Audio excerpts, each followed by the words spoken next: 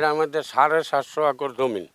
এই জমিন দীর্ঘ 16 বছর তামাই আমরা সরকার রেকর্ড দিতে আমাকে আমরা 16 বছর তামাই খাইতে পারি না স্যার। স্যার আওয়ামী লীগের নেতারা সবল নেতার কিছু লোক আছে হেয়ার ডাকাইত সন্ত্রাস এরা খাইতে আছে। আমরা চরে আইলে রামদাও বগিদাও লইয়া আমাকে লড়াইতে আছে।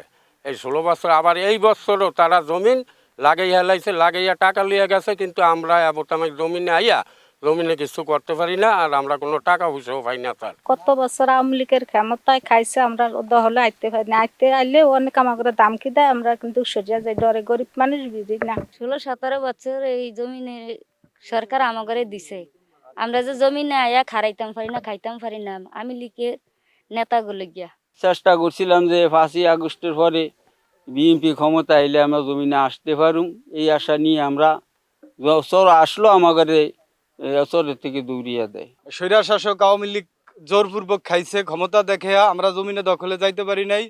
সেই পুনরায় 5ই আগস্টের পরে আবার সেই আওয়ামী লীগ হানাদার বাহিনীর সন্ত্রাস যারা এই দেশে রাজত্ব কায়েম করছে, ইব্রাহিম মাতবার, কবির দালাল, তারপরে জাফর মাতবার, মহসিন গাজী, এদের নেতৃত্বে পুরা চর এখনো নিয়ন্ত্রণে আছে। আমরা আইন প্রশাসন সকলের প্রতি, সাধারণ যারা নেতৃত্বে আছে তাদের প্রতি আমাদের দৃষ্টি আকর্ষণ রইল, আমরা যে এই জমিন এই আমলে 5 আগস্টের পরে আমরা খাইতে পারি সেই ব্যবস্থা আমাদেরকে করে দিবেন, এবং আমরা জমিনে দহলে আইতে পারি না।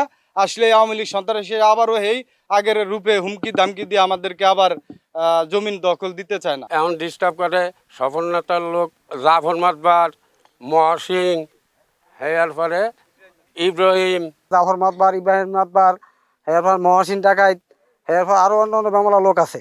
এখন হ্যাগো গিয়া আমরা এই জমিনে আগেও খাইতে পারি নাই, এখনও আমরা খাইতে পারি না।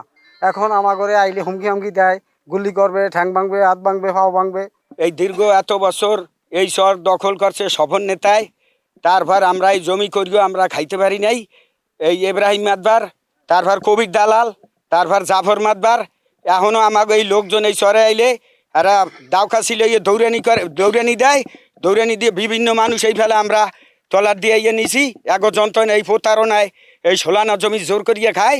এখনও এরা এই চরে আমাকে মানুষজন এই যারা অরিজিনাল কার্ডের মালিক তাদেরকে বেরতে দেয় না।